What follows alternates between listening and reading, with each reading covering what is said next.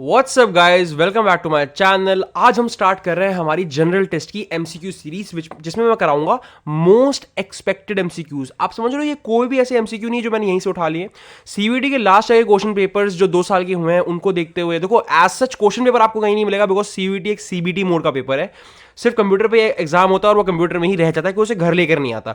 But उसके expected questions आप लोग बता सकते हो जिन्हें 2 बार एग्जाम दिया। जैसे मैं लास्ट के दोनों टाइम्स एग्जाम दिया है तो मुझे पता है किस तरह का जनरल टेस्ट आता है। दोनों ही बार मैंने जनरल टेस्ट दिया था और लास्ट टाइम मेरे जनरल टेस्ट में आए थे 98.6 percentile. So I can tell you very well enough कि किस तरह का पेपर आता है। तो उनको कंपेयर करते हुए कैसे पेपर आते हैं, बहुत सारे क्वेश्चंस को मैंने देखा और उनको देखते हुए मैंने कम से कम 1000 एमसीक्यूज की एक सीरीज बनाई है जो आपको मैं रोज सिर्फ 25 एमसीक्यू कराने वाला हूं। ज्यादा नहीं कराऊंगा, सिर्फ 25 एमसीक्यूज कराऊंगा डेली। देखो ये बहुत कम है, ये 25 एमसीक्यू कराने में मुझे मुश्किल से 15-20 से 20 मिनट लगेंगे। तो आपको ये नहीं कहना कि भैया कंटेंट कम है। देखो अभी बोर्ड चल रहे हैं, बहुत सारे बच्चे अभी बोर्ड्स के लिए पढ़ रहे होंगे, तो अभी मेनली वही काम करो। मैंने आपको पहले भी स्ट्रैटेजी में समझाया था, मैं उसका लिंक भी दे दूंगा वीडियो का, स्ट्रैटेजी कैसे है। आपको सिर्फ 1 घंटा निकालना है, ये और इंग्लिश की वीडियोस जो निहादी डाल रही है वो भी आपको देखते रहना है। बस एक बार देख के ढांचा तैयार कर लो अभी फिलहाल के लिए। बाद में हम लंबे लंबे हैवी सेशंस भी रखेंगे जिसमें हम एक साथ 100 200 एमसीक्यू भी किया करेंगे। तो फिलहाल के लिए डेली 25 एमसीक्यूज करने हैं। चैनल को सब्सक्राइब कर लीजिए, बेल आइकन दबा दीजिए ताकि आप कोई भी अपडेट मिस ना करो। सबसे पहले तो सीवीटी को लेकर, बिकॉज अभी कुछ ही दिनों में गाइज आपके फॉर्म आ जाएंगे। February has already started, it's the first week of February which is ending. तो आपके फॉर्म्स कभी भी आ सकते हैं। तो बिल्कुल चैनल से अपडेटेड रहिए, सब्सक्राइब कर लीजिए, बेल आइकन दबा दीजिए, सब फ्रेंड्स वीडियो को शेयर कीजिए कि हमने सीवीटी की तैयारी शुरू कर दी है और वो भी बोर्ड्स के साथ साथ। आइए चलते हैं हमारे पहले क्वेश्चन पे। मैं कोई बहुत डिटेल नहीं बताऊंगा आपको, बिकॉज अभी हम कोई बहुत डिटेल स्टडी नहीं कर सकते, आपके बोर्ड्स होने वाले हैं। उसके बाद अगर आप कहोगे तो मैं इन सब की मीनिंग से इन्वॉल्व भी कराऊंगा। बिकॉज अभी क्या है, देखो अगर मैं हर एमसीक्यू का आपको मीनिंग और स्टोरी बताने लगूं तो जनरल नॉलेज में स्टोरीज बड़ी लंबी लंबी होती है, हिस्ट्री है, ज्योग्राफी है, बहुत पुरानी पुरानी स्टोरीज हो जाती है। और रीजनिंग में भी मैं आपको समझा दूंगा, बहुत डिटेल में नहीं जाऊंगा। अगर आपको कोई इशू हो तो मुझे कमेंट करके बताना, मैं नेक्स्ट वीडियो में क्लियर कर दूंगा। Let's begin with our video. The first question is, देखो ये एक रीजनिंग का क्वेश्चन इसमें डल गया है, वरना इसके बाद सारे स्टैटिक जीके के क्वेश्चन होने वाले, बिकॉज रीजनिंग की सीरीज एक अलग आएगी। ये जीके वाला भी मैंने स्टार्ट किया, बिकॉज रीजनिंग सॉल्व करने के लिए मुझे अपने हाथ का यूज करना पड़ेगा। ना, आई ऑलरेडी टोल्ड यू कि मेरे राइट हैंड में गाइस स्ट्रेन आ गया and I am not able to right.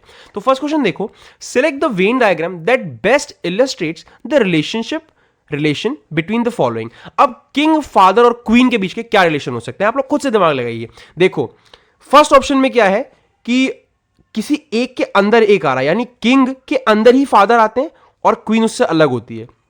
Okay, not the right one I guess, because जरूरी नहीं हो कि हर फादर ही किंग हो, है ना, और हर किंग एक फादर हो, ये भी जरूरी नहीं है। तो ये फर्स्ट वाला तो चलो गलत हो गया। सेकंड देखते हैं, दिखा रहा है कि किंग और फादर का रिलेशनशिप ऐसा है कि हाँ, कुछ किंग्स फादर हो सकते हैं और कुछ फादर किंग्स भी हो सकते हैं। तो और क्वींस तो अलग ही चल रही है, ऑब्वियसली दिस सीम्स थोड़ा सा राइट, मतलब काफी राइट लग रहा है। थर्ड वाला देखते हैं, इसमें क्या है, किंग फादर क्वीन। हाँ, मतलब किंग फादर हो सकता है, फादर किंग हो सकता है, और फादर एक क्वीन हो सकती है। This is totally wrong, third वाले का कोई चांस नहीं है। फोर्थ वाला आप देख पा रहे हो कि तीनों आपस में रिलेटेड है और इसके हिसाब से क्वीन जो है वो किंग भी बन सकती है। ऐसा कैसे हो सकता है, दिस इज टोटली रॉन्ग। तो हमारे हिसाब से इसका सही आंसर होना चाहिए सेकंड वन। एग्जैक्टली ऐसा क्यों गाइज, बिकॉज दोनों ही वेन डायग्राम्स में जो इंटरसेक्ट कर रहा है वो है किंग और फादर, यानी कोई किंग फादर भी हो सकता है और कोई फादर किंग भी हो सकता है, but queen is a very different aspect. चलते हैं नेक्स्ट क्वेश्चन पे, थोड़ा सा मैंने आपको एक्सप्लेन कर दिया है। नेक्स्ट हम थोड़ा सा फास्ट करेंगे ताकि ज्यादा टाइम वेस्ट ना हो। Who is the current prime minister of Bangladesh.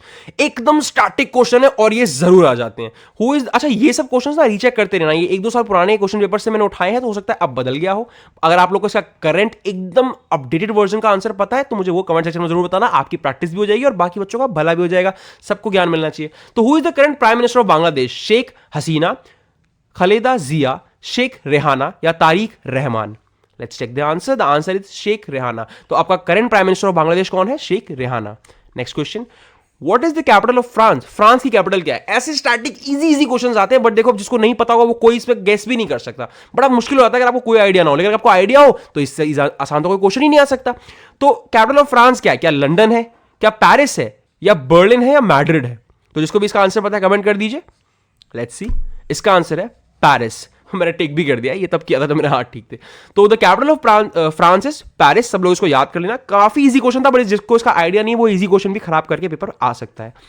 अब next question is, who wrote the play Romeo and Juliet. बहुत ही फेमस प्ले है, आज तक लोग मिसालें देते हैं रोमियो की कि तुम बड़ा रोमियो बना फिर रहा है। तो इसका आंसर तो याद ही होना चाहिए यार। ऑप्शंस हैं, Charles Dickens, Jane Austen, William Shakespeare या एफ स्कॉट फिट्जगेराल्ड। तो आपके ऑप्शंस आप देख चुके हैं चारों, और अगर जिसको भी आंसर पता है कमेंट भी करिएगा, आपकी प्रैक्टिस हो जाएगी। Answer is William Shakespeare. बहुत ही फेमस राइटर है यार ये तो, और इन्हें इतनी ज्यादा फेमस रोमियो एंड जूलियट लिखी है, तो you can obviously relate. Next question पे चलते हैं। विच gas is responsible for the green colour of plants? बहुत ही बेसिक जनरल साइंस का क्वेश्चन है, लेकिन ये आता है जनरल नॉलेज के पेपर में। गाइस बता रहा हूं, जनरल साइंस और जनरल नॉलेज आपके 10th तक की पढ़ाई बहुत आने वाली है जनरल टेस्ट के पेपर में, तो ये सब मिस करके मत जाना। ये को छोड़ने का क्वेश्चन थोड़ी है, तो पता ही होना चाहिए। अब इसके आंसर जल्दी जल्दी सब लोग कमेंट सेक्शन में कर दो। Which gas is responsible for the green colour of plants? Oxygen, carbon dioxide, nitrogen या hydrogen? The answer is carbon dioxide. Carbon dioxide responsible for the green colour of plants. Next चलते हैं। Which is the largest planet in our solar system? This is the easiest question, इसे कोई गलत नहीं करेगा। जल्दी से आगे बढ़ेंगे इसमें। जुपिटर। ये मत कहना भैया आपने बहुत इजी क्वेश्चन डाल दिए, क्या कर रहे हो आप, प्रैक्टिस नहीं करा रहे हो।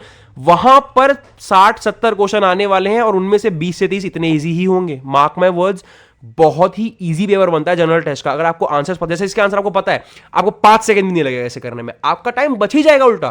तो समझ लो, बहुत इजी लेवल के क्वेश्चंस भी और बहुत टफ भी है। आप धीरे धीरे आगे देखो, ये सीरीज टफ भी हो जाएगी। स्टार्टिंग है, इसलिए मैं आप लोगों को डराना नहीं चाहता, तो स्टार्टिंग मैंने इजी क्वेश्चन से करवाई है। Next is who is the author of to kill a mockingbird? अब देखो, जिसको इसके बारे में आइडिया ना हो उसके लिए टफ क्वेश्चन हो गया ना। अगर तुमने अभी ये नहीं पढ़ा होता तुम पेपर में फंस जाते, बट आज मैंने तुम्हें बता दिया तो ये आ भी सकता है।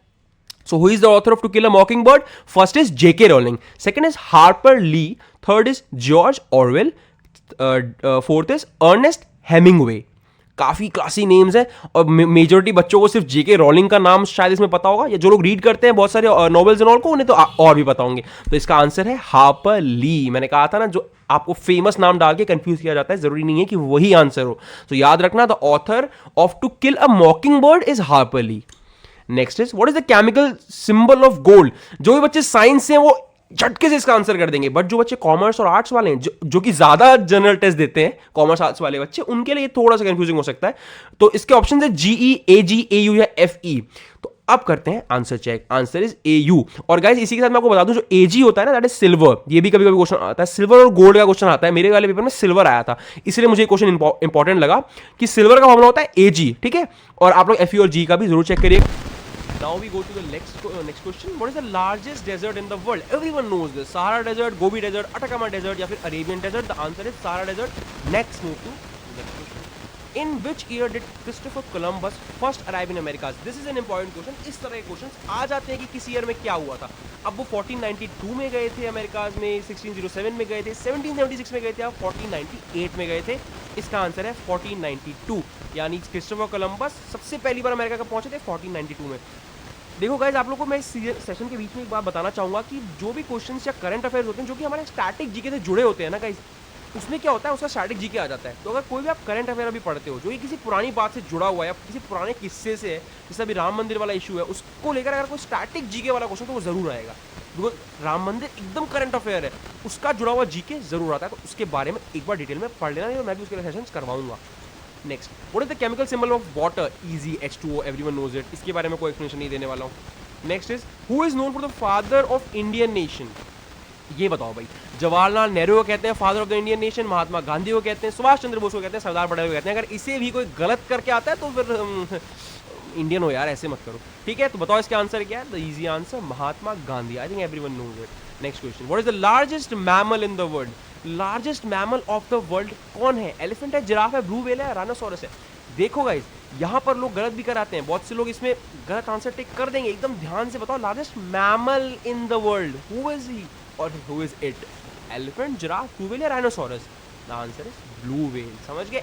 एलिफेंट करके मत आ जाना कि मैमल तो एलिफेंट है ना, ब्लू व्हेल तो उसमें रहती है फिश वाले एनिमल है, नहीं ऐसा कुछ नहीं, मैमल ही है, सारे मैमल्स होते हैं। तो blue whale is the correct answer. Next question is what is the currency of Japan? Japan की करेंसी क्या है ये पता होना चाहिए। करेंसी के क्वेश्चंस आते हैं, मैं आने वाले टाइम में एक सेशन रखूंगा जिसमें सारे कंट्री के करेंसीज, इंपॉर्टेंट करेंसीज वाली कंट्री के करा दूंगा, और आपको मैं नेशंस और कैपिटल्स का भी वीडियो ला के दे दूंगा, और उसका भी आता है नेशनल पार्क्स कौन कौन से कहाँ पर हैं। मेरे पेपर में नेशनल पार्क का क्वेश्चन आया था, Jim Corbett national park I guess मेरे पेपर में आया था। और ऐसे इंपॉर्टेंट क्वेश्चंस के जो टॉपिक्स हैं मैं आपको बता दूंगा, और उन टॉपिक्स के थ्रू आप लर्न कर लेना।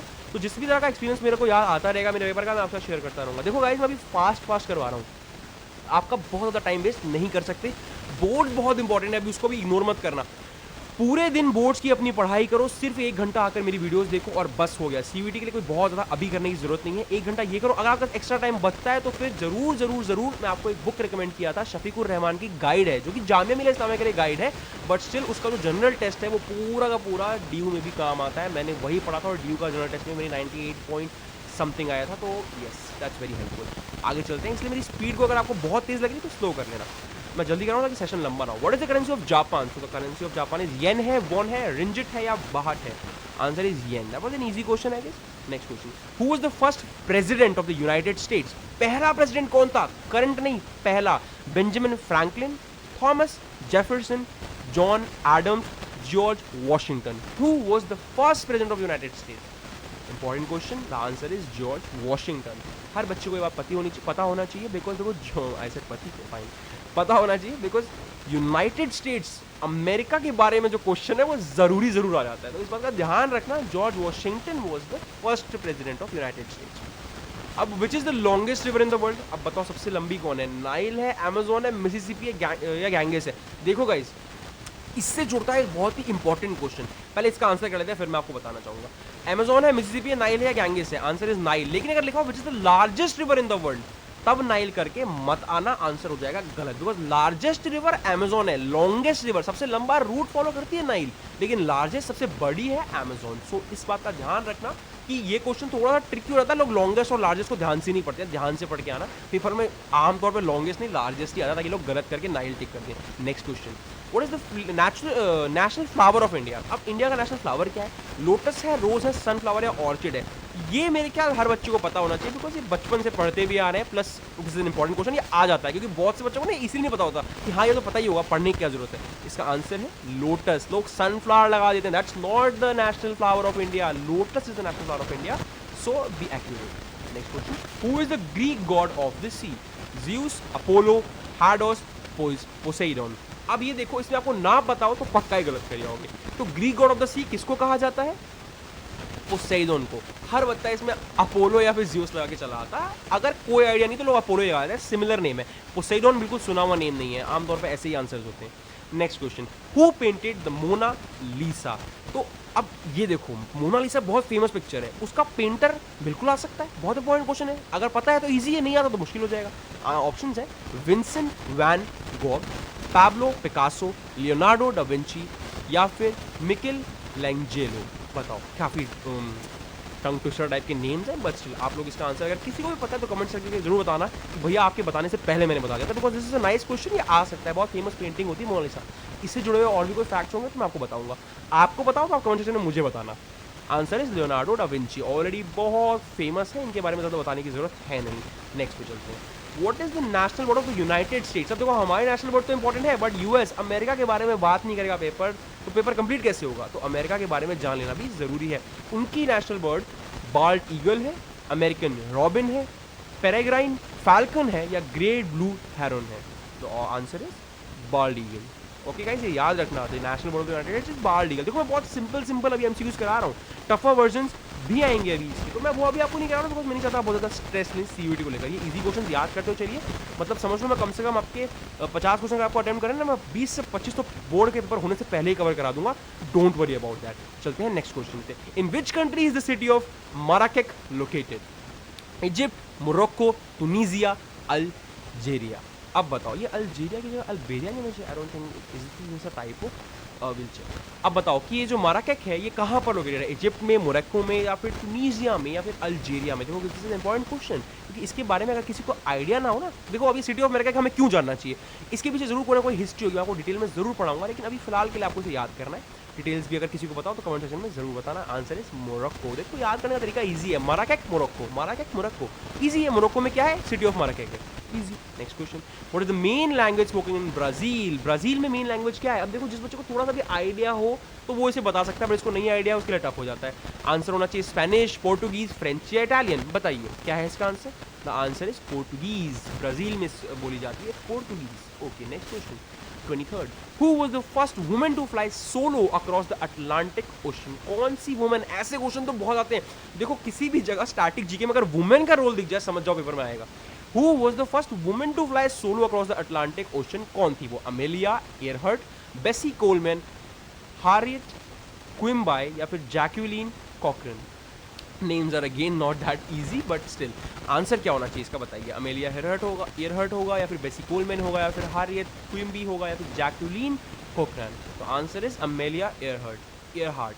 तो ये याद रखना कि फर्स्ट वुमेन कौन थी जिसने सोलो फ्लाई किया था अटलांटिक ओशन पे से, that was Amelia Earhart. Next question is what is the largest organ in the human body. Very simple question but लोग गलत करते हैं इसे। ब्रेन है, हार्ट है, लिवर है, स्किन है। अब बताओ, कुछ लोग इसमें अपना एक्स्ट्रा दिमाग लगा के गलत कर जाते हैं। मैं इसका आंसर अभी नहीं दूंगा, आपको 5 सेकंड दे रहा हूँ, कमेंट में जल्दी से लिखिए। मुझे देखना है, प्लीज बी ऑनेस्ट, चेंज मत करना। देखना है कितने बच्चों को इसका आंसर पता है कि नहीं पता है। जल्दी से इसका आंसर कमेंट सेक्शन में लिख दो। The answer is skin. बहुत बच्चे इसमें गलत करते हैं, लिवर करके चले आते हैं। बहुत रेयर बंदे स्किन का आंसर देते हैं। तो largest organ in the human body is skin. It's all over your body, it's the largest organ. Okay guys, next question. Which plant is known as the red planet, Venus, Mars, Jupiter या sun. अब आता है हमारा ये last question है, तो इसका answer मैं अभी नहीं दूंगा। Please right it in the comment section. आज का सेशन हमारा सिर्फ 25 ही क्वेश्चन का था, ये 25th क्वेश्चन है। मैं इसका आंसर दूंगा कल के सेशन में, जो कि बहुत ही छोटा सेशन है, मुश्किल से 15 मिनट का सेशन भी नहीं होगा, 15 या 20 मिनट का वीडियो होगा। तो 25 क्वेश्चन सिर्फ रोज करने का है, जिसको एक बार नहीं 2 बार देखना वीडियो को, तुम्हें ये याद हो जाएंगे। बहुत ही ईजी लेवल एमसीक्यू है और यही लेवल आता है सीवीटी में, एकदम ईजी आता है या एकदम आउट ऑफ द वे आ जाता है। तो समझ रहे हो, ये है लेवल। तुम्हें मैंने डाइवर्स क्वेश्चंस का एक इंट्रो दिया है। ऐसे 1000 एमसीक्यू मैंने तुम लोग के लिए तैयार कर रखे हैं। चैनल को सब्सक्राइब कर देना, बेल आइकन दबा देना गाइज। तुम लोगों के लिए बहुत सारी चीज़ें प्रिपेयर करके रखी हुई है।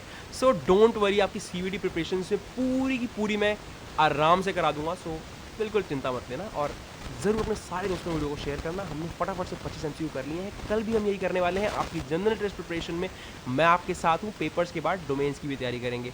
ये था गाइज पार्ट 1। मिलते हैं कल पार्ट 2 में। ऐसी और इन्फॉर्मेटिव अपडेट, सीवीटी वीडियोज़, कुछ भी आपको चाहिए आप कमेंट सेक्शन में बता सकते हैं। आपके सारे डाउट्स मैं कमेंट में क्लियर करूंगा। आप नोटिस करते होंगे मैं आंसर जरूर कर देता हूँ। Okay guys, all the best for your preparations.